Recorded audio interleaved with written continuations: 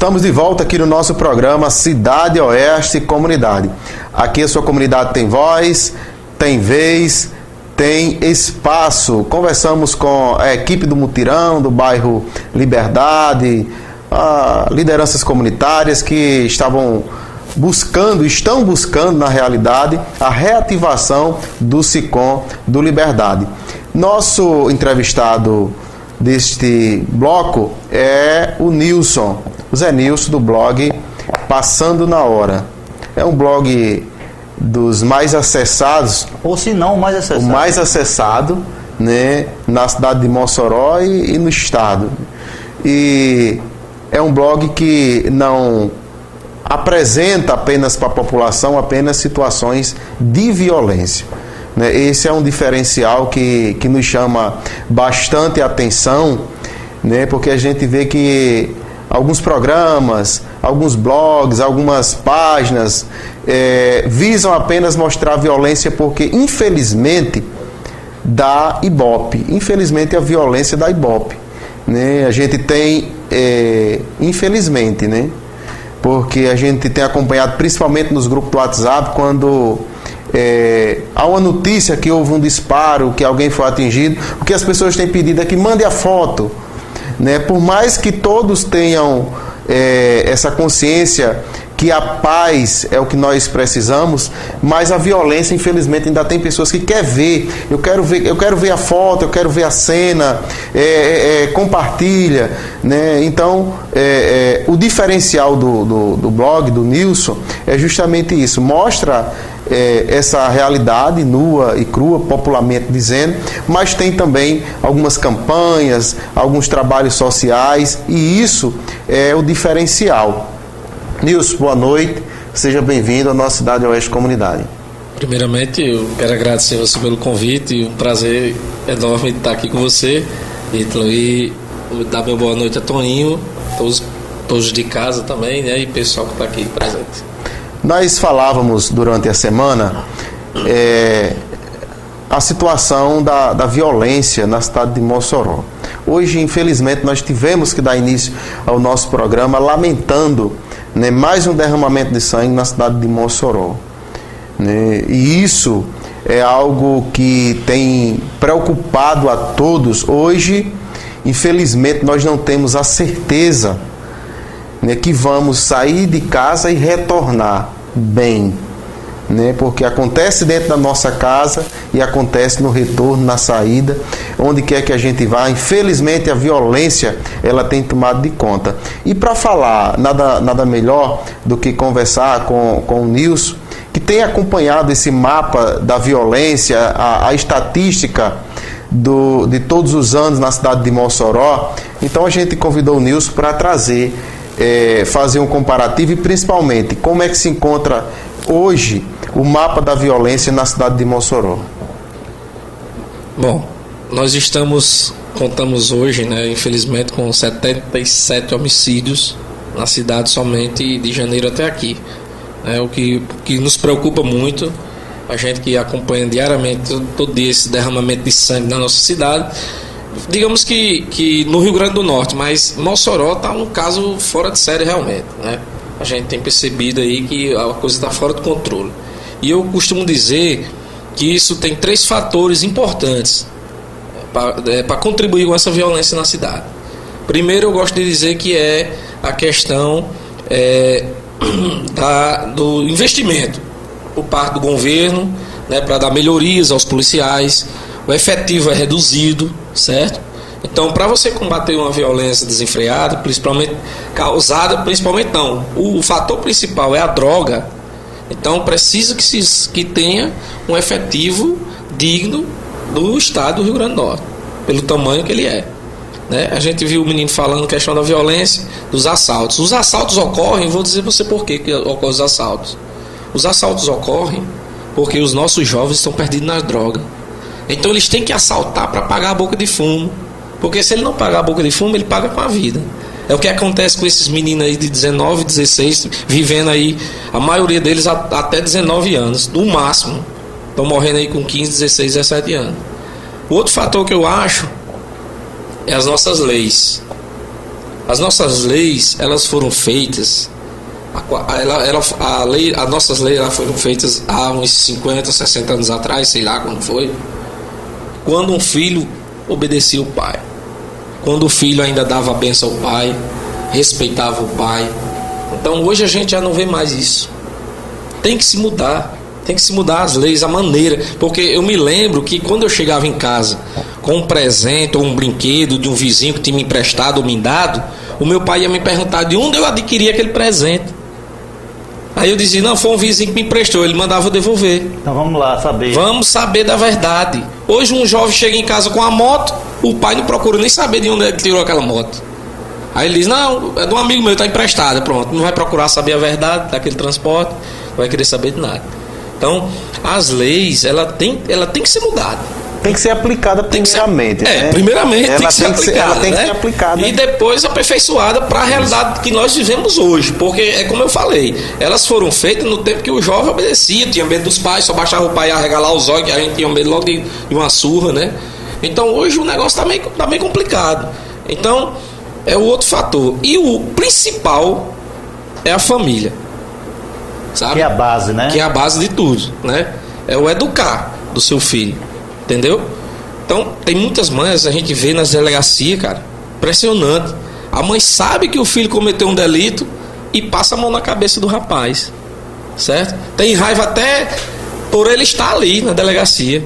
Muitas vezes por um crime até considerado grave.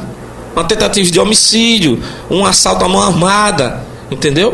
Então aí a gente vê a revolta de uma mãe porque o filho está ali, porque ele é menor, porque ele isso, porque ele aquilo, porque você não pode fotografar, porque não sei o que, já vai cheio de lei. Quer dizer, a partir do momento que isso mudar dentro da nossa casa, da educação dos nossos filhos, para orientar, para mostrar, para tirar, para não deixar, não é tirar, é não deixar ele entrar na droga, no mundo da droga. É o principal objetivo da família, era para ser esse, para evitar que o filho entre em vereda no mundo, porque depois que entra, neguinho, para sair é cruel.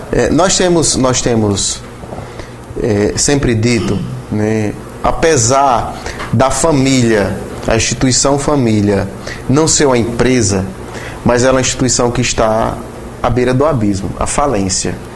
Hoje, infelizmente, eu digo isso por uma realidade, eu estou conselheiro tutelar, né, pelo segundo mandato aqui na cidade de Mossoró, e nós temos percebido a falta de compromisso da própria família. Infelizmente, isso aí é o que tem ocasionado, né, essa parte dessa violência. A gente sabe que tem muitas famílias que têm cuidado, mas em alguma coisa a família faltou. Hoje eu estava conversando com minha mãe e me lembrando. Eu fui criado, né, eu tenho 34 anos, eu fui criado na época que eu não tinha essa história de estar brincando no meio da rua. E olha que é uma época bem mais tranquila. Existia violência, mas era uma época mais tranquila. Não tão antiga, mas também, né, nem tão recente. Você podia até dormir em casa com as portas e as janelas abertas. Isso. Né? Mas aí eu tinha uma realidade que minha mãe sempre disse: tudo vai ter seu tempo. Mas hoje não. Hoje a gente, claro, toda regra tem a sua exceção. Mas o que a gente percebe hoje? Hoje a família, na oportunidade que tem, coloca o filho para a rua. Antes nós tínhamos uma cultura que o pai trabalhava, a mãe cuidava da... Hoje trabalham os dois. Os filhos vão para a escola só, fica em casa só, fica solto na rua, não sabe só sabe que sai, mas não sabe que hora volta. Então tudo isso aí contribui, na minha opinião, contribui para a questão da violência. E em relação à lei, eu vejo o seguinte: que a lei ela precisa ser aplicada, e ela não é aplicada como ela deveria ser. Principalmente em relação à questão do ato infracional, que isso é uma polêmica muito grande. Na segunda-feira a gente vai ter um entrevistado que a gente vai falar justamente sobre essa questão do adolescente, do ato infracional, que hoje conflito com a lei. Isso, em conflito com a lei. Então a gente tem visto justamente este fator. Como é que... Eu diria até, só interrompendo aí, que é um agravante isso aí. Porque o seguinte, o Estatuto do Adolescente, ele foi criado para proteger o adolescente, não do adolescente criminoso. Ele foi criado para colocar um adolescente que estejam na rua, que estejam com serviços sociais, um exemplo, né? Você fazer na sua comunidade, dar oportunidade, por exemplo, uma quadra de esporte, uma área de lazer para o rapaz não ter que garantir os direitos do adolescente. E a gente vê hoje, assim, eu costumo dizer, tem gente que contesta que os valores estão se invertendo, né? Hoje nós temos uma audiência de custódia nas delegacias, onde o policial corre o risco até de ficar preso, ser dado voz de prisão a ele na própria delegacia, se, por exemplo, o adolescente disser pelo menos que ele disse um nome para o adolescente, né? Quer dizer, então, eu acho que os valores estão meio que se invertendo nesse sentido, entendeu? Para punir a quem defende a sociedade, né? Sociedade justa e digna, no caso a polícia militar, que está todo o tempo na rua com aquele trabalho ostensivo, estressante para os policiais. Além disso, eles têm que tem homens hoje preparados, aí eu vou até dizer a vocês, da Rocan, homens que eu conheço, acompanho o trabalho deles diariamente, que eles estão querendo sair da Rocan, eles estão querendo ir para o trânsito, eles querem ir para uma coisa mais maleável, porque eles não aguentam mais chegar na delegacia e correr o risco de sempre ficar preso.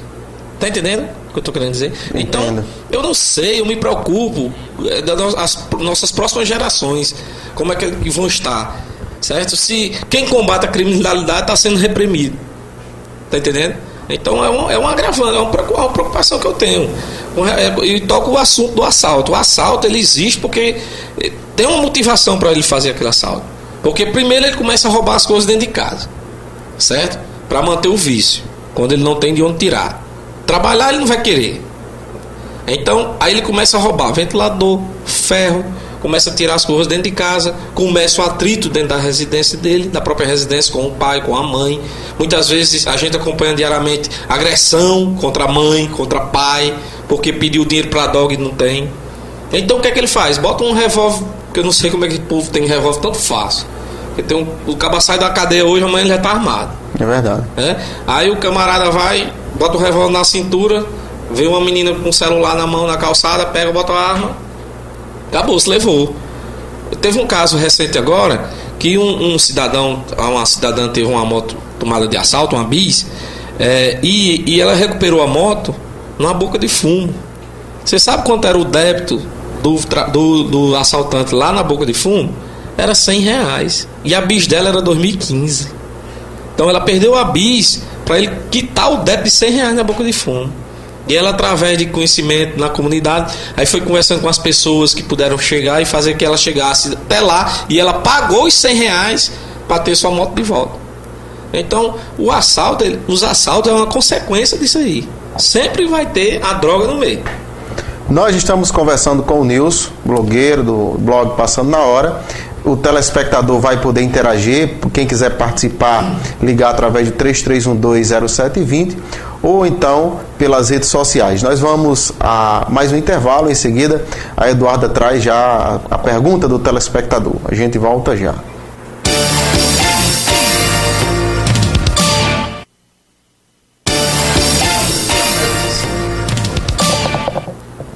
Estamos de volta aqui no nosso programa Cidade Oeste Comunidade. Desde já a gente gostaria de agradecer ao telespectador que está interagindo conosco. Vamos passar aqui para a Eduarda Fernandes, que tem aí algumas perguntas dos nossos telespectadores.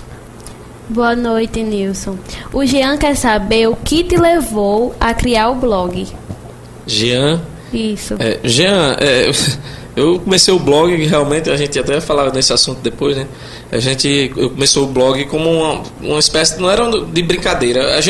Eu era contínuo, eu trabalhava fazendo serviço de banco e andava muito externamente na rua e presenciava vários fatos, né? Tentativas de homicídio, já presenciei vários acidentes e tal. Então, aproveitando que a gente tinha um blog na cidade, né? O pioneiro, na verdade, foi o Linha de Fogo, né? Que foi criado por Ciro Robson, né? Aí não rendeu muito, depois veio o Câmara. Aí eu disse, rapaz, eu acho que essa área aí vai dar legal. Eu vou, como eu trabalho muito externo, eu vou ver se vai rolar. Aí chamei o meu sobrinho e a gente pensou na ideia de criar o blog e virou uma história aí. Tá com quanto tempo que o blog tá? Nós vamos em outubro desse ano completar 6 anos. 6 anos. Eduardo, tem mais alguma pergunta? Não. Tem não, no momento não. Falando da questão do mapa, em relação aos 3 primeiros meses do ano passado e esses 3 primeiros meses desse ano. Eu vou dizer a você o seguinte: esses 3 primeiros meses de 2016 já superou todos os outros 3. Vamos aí botar de 2013 para cá. Com certeza, não tem condições. Uma cidade com 298, eu acho, mil habitantes, tem um índice tão grande de homicídios como a gente está tendo agora nesse período de janeiro para cá. Principalmente no dia, por exemplo, já teve dia aqui de morrer 6 pessoas violentas. Então isso realmente é assustador. É preocupante e assim, isso aí vem daquele questionamento, a situação familiar, e a gente vê também, além da parte da segurança pública em si, o policiamento, o patrulhamento, as bases policiais nas comunidades, a questão do investimento na política pública, né? Para a criança, para o jovem, para o adolescente, para não se envolver, né? Para não ter apenas a opção de ir para o bar, de ir para o traficante, a balada. Tráfico, né? Olha, a falta de investimento que os nossos políticos praticam no nosso estado é impressionante. Eu acho que se tivesse pelo menos um secretário assim de segurança pública que entendesse de segurança pública mesmo, eu digo entender, um camarada que vivenciasse no dia a dia, na rua, certo? Os problemas da cidade. Realidade mesmo. Aí você vai e traz um camarada lá do Ceará para ser secretário de segurança no Rio Grande do Norte, certo? Um cara que nunca foi policial militar, um cara que nunca andou em favelas de madrugada, peitando bandido, botando os peitos à prova de bala. Então, quando a gente tiver um secretário de segurança que tenha vivenciado o dia a dia de um policial militar no enfrentamento da bandidagem, aí eu acredito que a coisa possa mudar. Se o governador der respaldo também, porque o dinheiro quem manda é o papel bordado, quem está na mão do governador. Isso. Então, direcionar o dinheiro para a segurança pública e ele ser aplicado na segurança pública. Aí sim eu acredito em melhorias. Que hoje nós vemos aí a realidade. Tem viaturas que tem que ficar parada porque não tem combustível para abastecer. Você falando aí, Nilson, sobre a questão, falando um pouco de estatística, né? Não tem números, a gente não está com números na mão agora aqui, mas esses 3 primeiros meses de 2016 já superou qualquer outro, em qualquer outro ano. E o ano passado, 2015, já foi catalogado, foi afirmado que 2015 foi o ano mais violento da história de Mossoró, né? O ano, pode procurar aí, quem o telespectador quer pesquisar. Isso. O ano de 2015 foi o mais violento de toda a história de Mossoró.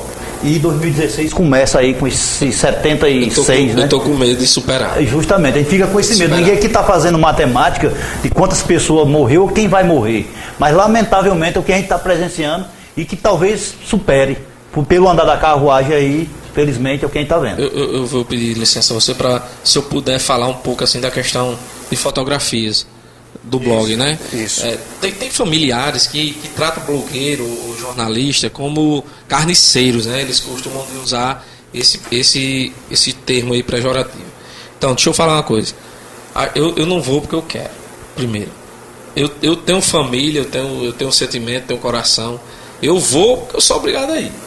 Porque eu não vou sair da minha casa de madrugada, entrar numa favela, fazer foto porque eu quero, não. É porque a gente tem que mostrar, a realidade, porque se não mostrar, aí é o que o governo quer, é o que os políticos querem. Vai achar que está tudo bem e obrigado.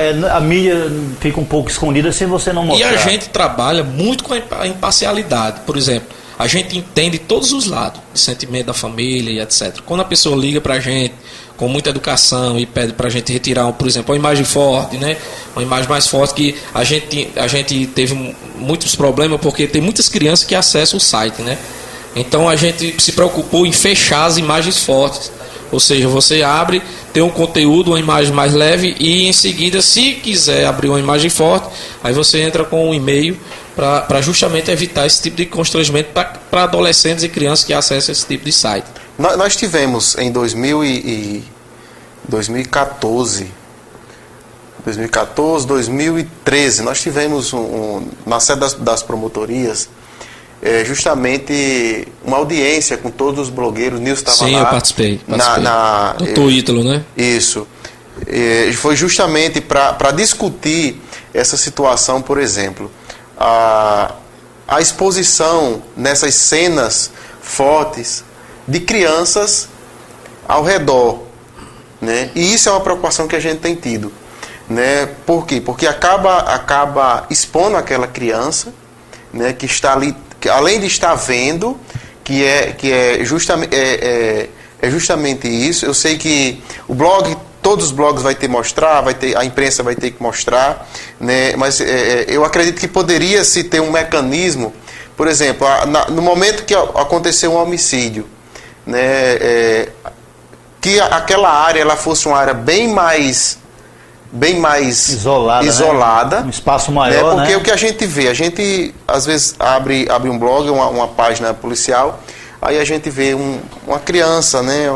Uma criança de 4, 5 anos de calcinha, olhando a cena. E ali, além da cena forte, está expondo, né, a criança. Está expondo a criança. E outra coisa, tem a questão da criança, ela está de outra forma, ela está fazendo parte daquele momento de violência. Ítalo, alguns blogueiros, alguns jornalistas, repórteres que estão na cena de crime, às vezes eles são expulsos da cena de crime, ou então algum policial ele usa uma força maior para tirar o cara dali, achando que o blogueiro ou o jornalista está alterando a cena de crime. Eu vou dizer a você que não acontece isso em Mossoró, por quê?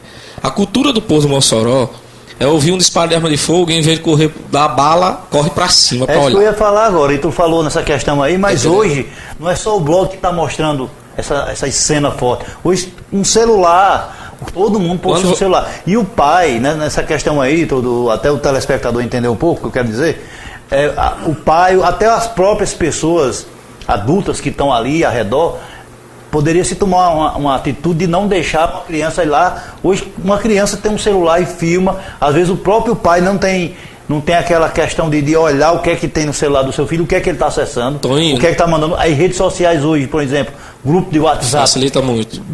É uma coisa assim impressionante como é que se propaga, né? Como é que se espalha. Toninho, então tem essa questão aí também. Muitas vezes antes da viatura chegar no local para fazer o isolamento, é isso que eu ia dizer. Tem gente lá agarrado com o defunto, abraçado, chutando as cápsulas de bala, tirando as provas do crime em cima da pessoa, sabe, tirando foto já e filmando e aquela coisa toda. Então é uma coisa que fica meio descontrolada, entendeu? Para essa parte. E o WhatsApp, ele ajuda muito, mas ele pode prejudicar muito também na questão de, por exemplo, de informações incorretas. Né? Tem muitos grupos aí. É o Ctrl-C e Ctrl-V, né? E tem muitos grupos aí que não tem a seriedade de informar o que realmente aconteceu. Às vezes o cara bota uma foto aí onde foi isso? Aí foi em Santo Antônio. Aí quando você vai olhar, o crime foi lá em Santo Antônio do Salto da Onça. Tem esse detalhe. Aí foi no Bom Pastor. Aí aqui tem um Bom Pastor. Aí o cara não dá a informação correta. Aí de repente os caras já começam a espalhar. Aconteceu recentemente com um colega nosso, que ele expôs uma foto de um homicídio que não tinha nada a ver. O cara morreu no meio da rua, ele botou a foto do cara lá dentro de uma casa. Quer dizer, então ajuda muito o WhatsApp, mas é importante que os blogueiros, que os administradores de sites, eles vão colher a informação correta antes de divulgar, porque aconteceu recentemente. Tem mais perguntas aí do telespectador, a gente passa para a Eduarda. Isso. O Marcos, lá da Boa Vista, quer saber. Nilson, você já sofreu algum tipo de ameaça por alguma matéria em que você postou no seu blog? Graças a Deus, nunca. Graças a Deus. É como eu digo, a gente tem a imparcialidade também. Por exemplo, a família liga, né? Muitas vezes, não é pouquíssimas vezes. A pessoa liga, é porque minha mãe está dessa forma e tal, não sei o que. A gente até entende, porque é o seguinte, a própria família poderia evitar que a pessoa acessasse o site, né? Mas como o ser humano tem aquela curiosidade, aí ele começa a insistir em abrir. para ver as fotos, né? Mas tem essa possibilidade, Tem né? a possibilidade. Pessoal Então, liga, não é toda a vida, mas quando liga pra gente... Se precisar, vocês... Aí retiramos, não tem problema, a gente não faz questão nenhuma, certo? Nunca fui ameaçado, nunca recebi uma ameaça por telefone, nem por WhatsApp, por nada. Eduarda, tem mais perguntas? O Alex. Com licença, faça por bloco. Se tem 3, aí pode fazer logo as 3, aí ele vai responder aqui, por causa do horário. Tá bom. O Alex, lá do Alto São Manuel, está parabenizando pelo blog e está perguntando o que você atribui a essa violência. A Maria quer saber o que você mudaria se pudesse em termos de segurança, e o Guido quer saber qual incentivo que você tem para continuar esse trabalho. O incentivo, vou primeiro pelo incentivo. O incentivo é a questão da seriedade que ficou o blog, né? A gente, quando começou, como eu já falei anteriormente, foi praticamente como uma brincadeira. Eu sempre contava no meu trabalho, quando eu chegava, eu dizia, eu presenciei um acidente ali, eu ia passando na hora e tal. Aí surgiu a ideia do blog Passando na Hora. Então o incentivo é mais isso, porque a gente começou na batalha. Hoje nós estamos com quase 800 mil seguidores no Facebook, né, na página do Facebook. Todos os dias nós temos no próprio blog uma visita que ultrapassa as 100 mil visitas, né? Chegamos até a 338 mil visitas diárias, que foi na morte daquele policial lá no cartório, no 3º cartório, né? Com relação a outra pergunta lá do Alto São Manuel, com relação a...